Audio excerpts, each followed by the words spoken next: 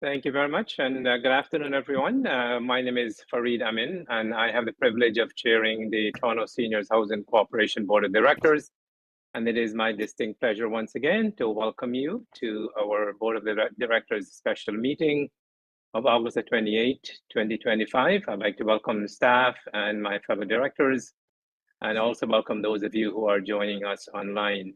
We will conduct a part of our business in a public forum. We have one deputant. We will listen to that deputant, and we will get into an in-camera session, and we'll come back out. And if there's anything to report, I will do so.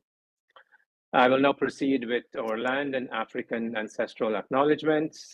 First of all, it's the land acknowledgement. Toronto Seniors Housing Corporation acknowledges that we are on the traditional territory of the Wendat, the Haudenosaunee, the Anishinaabe, and the Mississaugas of the Credit First Nation, and is now home to many diverse First Nations, Inuit, and Métis people. Toronto is home to a vast diversity of First Nations, Inuit, and Métis who enrich this city. We also acknowledge that Toronto is covered by the Dish and One Spoon Wampum Treaty between the Haudenosaunee, the Anishinaabe nations, the Two-Row Wampum Treaty between the Haudenosaunee and the Dutch, as well as Treaty 13 and the Williams Treaties involving the Anishinaabe and the Crown. Toronto Seniors Housing is committed to reconciliation. We honor the land through our communities and programs that reflect and respect its heritage. Our land acknowledgement marks a special but key step in the process of reconciliation and building a positive relationship with Indigenous people. Now, for the African ancestral acknowledgement, Toronto Seniors Housing Corporation acknowledges the racism and injustices faced by individuals who were brought to this land involuntarily, particularly those affected by the transatlantic slave trade. We acknowledge the experiences of Black peoples who arrived in Canada seeking a better life following the abolition of slavery by the British in 1834, while also recognizing the structural, systemic, and individual racism that they encountered, which continues to persist today. This racism culminated in the tragic destruction of Africville, which was once the largest settlement of the Black community in Canada. Toronto Seniors Housing Corporation is committed to recognizing all forms of racism, especially anti-Black racism, and is actively working to combat these injustices. The foregoing is particularly relevant given that this month is Emancipation Month, and as our illustrious chair for our Tenant and Quality Engagement Committee often reminds us, we should take a moment or two to reflect on what we just said so that they're not mere words, but we can translate as best as we can in our own unique way, help to deal with reconciliation and deal with some of the structural racism that continue to confront our societies. I'll now proceed to item number 3, which is a new business and the approval of the public meeting agenda. The agenda was circulated. Are there any new business or any amendments to the agenda? Hearing none, may I have a motion moved by someone that the August 28th, 2025 board public meeting agenda be approved as presented? So moved, Mr. Chair. Thanks, Warren. Moved by Warren, seconded by... Can you see us? Brenda? Jim? Brenda, sorry, I can't see everyone. Seconded by Jim. All in favor? With all in favor, be it resolved that August 28th, 2025 public board meeting agenda is approved as presented. We will now proceed to item number 4, which is a conflict of interest. Are there any conflicts of interest? Seeing none, if something were to arise during the course of the meeting, please let us know and we will deal with it at that point in time. We will now move to item number 5, which is a budget, 2026 budget update. We have a deputation on this item, but before I invite Anita Dressler, I'd like to reiterate some of the rules governing our deputation. First of all, deputations are encouraged, and it is a way for people to speak at a board or board committee meeting about a specific subject on the public agenda. Deputations, of course, are timed at 5 minutes and need to pertain to matters within the board's jurisdiction. Those deputing need to A, only speak on subjects for which they have been received approval. Secondly, obey the rules of procedure. on any decision of the board or board committee's chair. Thirdly, refrain from using offensive and disrespectful language. Fourthly, refrain from speaking disrespectfully of another person. Pursuant to TSHC Bylaw 1/2021, Section 4.19, subsection 1B, personal matters about an identifiable individual, including a city employee or a corporation employee, shall not be disclosed in a TSHC public meeting of the board or committees. The board chair can conclude or end a deputation if these rules are not followed. I will now ask staff to start the clock, and I invite Ms. Dressler to address the board.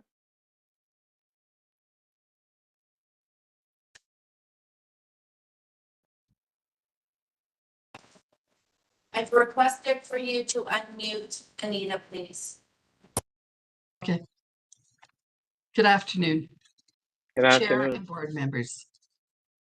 Thank you for the opportunity to give this deputation.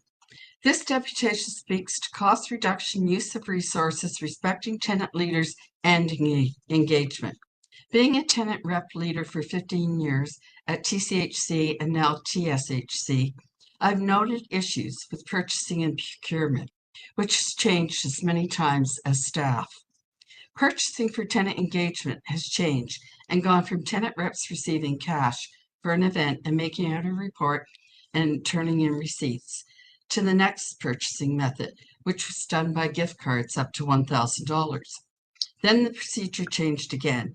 The leaders would go to purchase the items and wait for a staff member to come and pay the bill, Costco as an example. This wasted time for both staff and leaders. Your new method of purchasing is costly and unacceptable. The tenant leader submits a CAF form to the CSC 30 or more days prior to the event, and then they wait for the approval of expenditures. A clerk orders everything, but not necessarily what was ordered by those planning the event, nor do they communicate with the tenant leader that they have substituted items or not place the order at all. The tenants who request the order are not advised till the day before or morning of the event. There is no accountability. The staff and clerk decide what to buy and where to purchase it from. No bulk buying and paying top dollars for items. Tenant leaders are aware of how to save money, as we live on a pension and we watch every dollar. Tenants planning events understand what is needed and what accommodates our senior tenants. Items such as juice cups being sent for hot coffee and burning fingers, plates that fall apart under hot food, cutlery not managed by people with arthritis. Consideration to the receipt of the deliveries, expecting the leader to sit at home waiting for the deliveries for up to 4 consecutive days. They think that seniors have nothing else to do but be at the bidding of housing. Not so. We meet family and friends. We go to programs. We volunteer and medical appointments. Sometimes parcels are left in the vestibule of the lobby, not at the leader's door. Parcels go missing and the leader is questioned, feeling responsible, or is unable physically to bring a heavy box down hallways, elevators, or to apartments or storage areas. We are talking about 70, 80, and 90-year-olds being the leaders, not youth that can manage this. On the day of the event, the CSCs or leaders are running out to stores to pick up the missing items for the event at a higher cost. Frustration and anxiety is at a peak. Also, the tenant does not get reimbursed for last-minute necessary purchases. My recommendation, do what businesses do, bulk buy. I am recommending a sustainable plan for purchasing. In January, the CSCs go to the designated buildings and they figure out what's going to happen during the year. The clerk should set up a spreadsheet for every building, an easy way to make sure that buildings are keeping to the individual budgets and the orders are placed. Bulk buying from a supplier is done, cutting down on costs, no delivery charges. The manifest tells the supplier where to deliver the goods, and when. This avoids storage issues. This accumulates to major savings, a more efficient way to do business, less anxiety for building leaders and CSCs. Everything is streamlined for approximately 25% of the amount being spent on miscellaneous items today. Bulk buying represents huge discounts and free delivery. Using a simple system of a spreadsheet and a manifest is the way to be efficient, save money, and show professionalism. It will show tenant leaders that they are respected and appreciated. Right now, they feel that you are working about them, but not with them. Good communication and collaboration is essential. If a building underestimates their yearly needs, CSC can reach out to other buildings in their portfolio for donations of supplies. This will foster a bond between buildings, and there will be no further financial cost to the corporation. This helps finance and reduces the burden of the last-minute expenditures. This plan is sustainable with very little effort and good business practice. This sums up to efficiency, staff resources utilized to a full potential, which adds up to saving money and being fiscally responsible. In closing, I want to thank you for giving me your time, and I am respectfully submitting this proposal. Thank you very much, Ms. Dressler, and thank you also for the work that you've done both with the Toronto Community Housing Corporation and now with the Toronto Seniors Housing Corporation. I know you and I had several conversations, and I want to appreciate the ongoing engagement and advice. And also thank you for your comments. Your comments are quite timely, and the staff have been listening quite intently. So did the board, and I'm sure we'll take these considerations as we contemplate the 2026 budget. Are there any questions for Ms. Dressler before we proceed? Okay, seeing none. So once again, thank you very much. Again, appreciate all the work that you have done, and appreciate you taking time to let us know of your thoughts. And as I said, these are quite timely, and we will sort of contemplate them as we go through our budget deliberations. Thank you. Thank you. Have a good day, everyone. Thanks, Anita. Thank you, Anita. All right, so we'll now move to item number 5, I think, which is the 2026 budget update. And Vince, over to you. Thank you, Mr. Chair, and through the chair, the 2026 budget due to the City of Toronto on September 9th will be a standalone budget, and it will be due in about almost a couple of weeks from today. The budget has been drafted and reflected in the following, with the discussions with the directors, managers, and staff, and going through on maintaining key services, key cost drivers, and along with that, additional staff support for the 2026 budget. Salary adjustments, of course, has been included in the 2026 budget. And some of the key items from the mayor's budget and the budget committee chair has also been included in their notes as relates to focus on service to our tenants, maintaining a sustainable and financial sustainability, and also finding efficiencies and savings.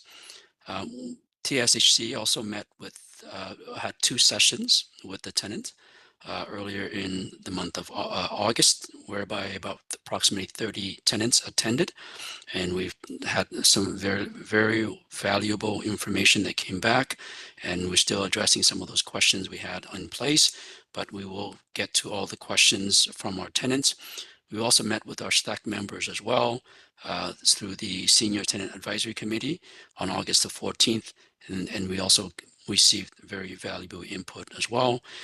Over the course of the last 3 or 4 weeks now, we've been also working very diligently with MNP, our cost consultant, which will help lead with some of the recommendations potentially for 2026 and beyond in terms of budget. And we have been including the city as well within this process to keep them informed of the progress, but also touching base in terms of what is the expected due date for the 2026. So more information will be to come. We did receive some late information, but I'll defer that for now. Attached as well, you will find the schedule of all of the upcoming key dates with the city as it relates to the 2026 budget process. Certainly for this year, the timeline is a little bit more condensed, and hopefully everything said and done, we will have a formal budget going to the board on December 11th for approval. And I'll take any questions right now if there's anything in the public realm. Thanks, Vince. I want to acknowledge Councillor Crisanti, who has joined us. Welcome, Councillor. Thank you. Good afternoon. Are there any questions for Vince before we move the motion to go into the private session? I see a hand is up, and that hand is Brenda. Go ahead, Brenda. You have to unmute Brenda.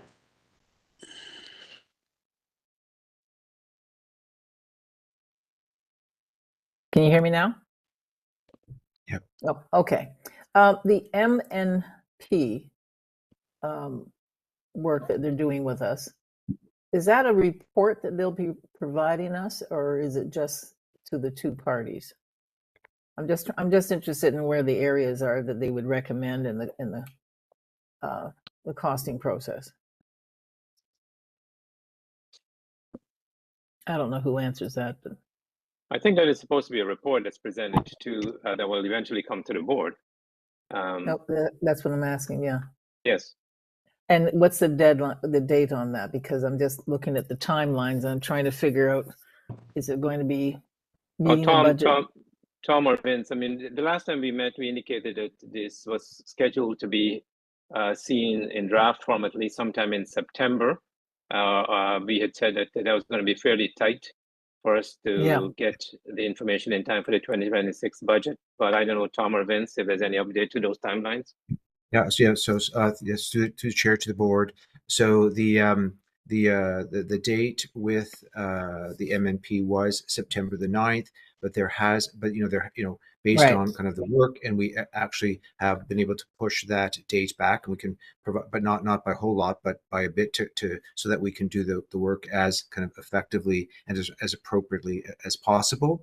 But that being said, for September 9th, we require for the city to submit our budget, and there is not the expectation that the cost allocation process, if there is some kind of internal shifting of resources between the two corporations, will not necessarily impact the overall budget of either organization. Okay. So that's the assumption then. Okay. Yeah. Thanks. All right. Thank you. Councillor Crisanti. Yes, thank you. Oops, I lost you. What did I do? Give me a second. I did something. We can see and hear you if that matters. You can see me? Okay. Yeah. My screen just minimized. Anyway, that's right. We'll get it fixed up here. Oh, there we go. You're back. Okay. Well, a couple of things. I just want looking at some clarity. So it says here that utility rates, Vince, are expected to decrease by 4.3%, and to 23 million compared to. I don't see that. What was it? And it's so it's decreasing. What are we saving there from previous years? Go ahead, Vince. Yep. Through the chair, if I may, we can certainly go through those questions in the in-camera session. In camera, not here? Yes. Okay. Yeah, we'll probably provide that information to you in camera, if that's okay. Okay, maybe this may be in camera as well, because the insurance says it's a shared cost that includes a 4% increase from the 25 budget. So the insurance is going up by an additional $3 million, it looks like. Am I reading that correctly? Yes, that's correct. And we'll address that in the in-camera In session camera as well. So yeah. I need to understand that as well. Let me see. Maybe this is not in camera. Let me try something else here. Community Activities Fund. So there's an interest, I think, from the residents to see a Communities Activities Fund. Can you tell me more about that? What does this fund look like, and how much are we looking at? Sorry, through the chair. We will address those questions in camera. Unfortunately, at this point, we cannot provide any detail with as respect to the numbers right. until we go into the camera session. All right, then let me try the last one here. Is there's a continued interest, of course, in our tenants for prioritizing 3 areas: cleaning, pest management, and capital work. Do you want to talk about that in camera, or can we talk about it here? I want to know what can we do to ensure that we actually do prioritize and escalate whatever it is that we're doing currently to levels that have never been seen before. Pest management, particularly, that's a terrible situation for anyone to live under. I personally, I want to see, I think we all want to see a lot more done in the pest management area. And I just want to understand it better. I want to have a plan that will see more effective pest management control. And there's got to be a cost associated to that. So I'm hoping this budget will address that area. So Vince, any comment there? Can we talk about it here? Or do you want to talk about that after too? Yeah, I think it may be best through the chair to discuss it in camera if it's more appropriate. All right, there we go. We'll do it again in a couple of minutes. All right. Are there any other questions before I ask for a motion to go in camera? Okay. So may I ask that someone move that this session be closed under bylaw 1-2021, section 419, subsection 1G and 1K? So Okay. move. Moved by Brenda, seconded by Linda. All in favor? With all in favor, be it resolved that the board close part of the meeting to the public is approved. I'll wait until the live streaming has ended, and then we will proceed in camera.